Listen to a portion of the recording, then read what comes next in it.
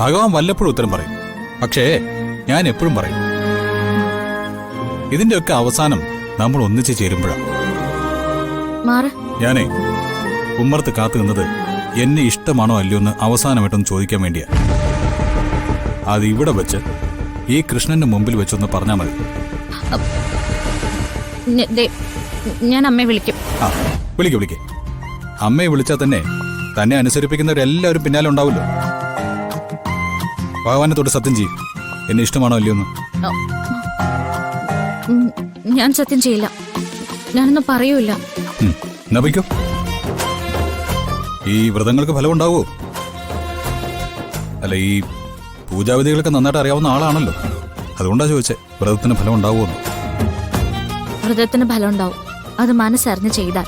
എന്നാല് ഈ നിമിഷം മുതല് ഞാൻ നിരാഹാര വ്രതം ഇരിക്കാൻ പോവാ. എന്തിന്? ആ, എന്നോട് തനിക്ക് സ്നേഹമുണ്ടോന്നറിയാൻ.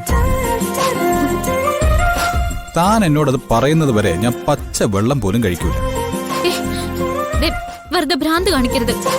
ചുമ്മാ ആളുകളെ കൊണ്ട് ഓരോന്ന് പറയിപ്പിക്കാൻ. അതിന് ഞാൻ ആരോടും പറയുന്നില്ലല്ലോ. ഇത് നമ്മൾ തമ്മിൽ മാത്രം അറിഞ്ഞാൽ മതി. ആ, എന്റെ വ്രതം അവസാനിപ്പിക്കണമെങ്കിൽ താൻ എന്നെ ഇഷ്ടമാണെന്ന് മാത്രം പറഞ്ഞാൽ മതി.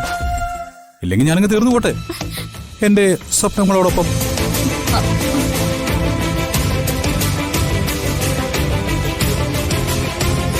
എന്നാ പറയൂ. ഇല്ല.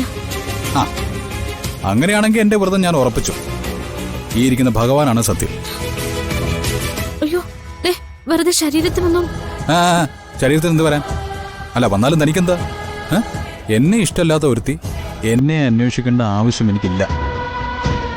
ജീവിക്കാൻ പറ്റുമെങ്കിൽ ചാവാൻ ചാൻസ് ഉണ്ടെന്ന് ഞാൻ നോക്കട്ടെ. ആ,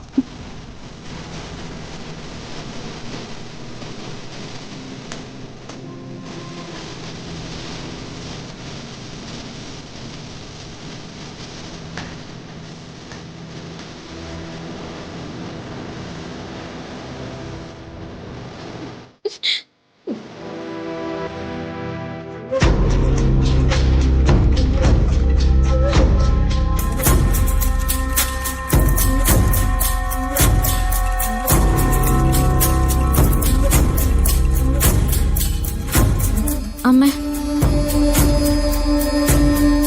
എന്താടി ചോദിച്ചത് കേട്ടില്ലേ? എന്താണെന്ന്?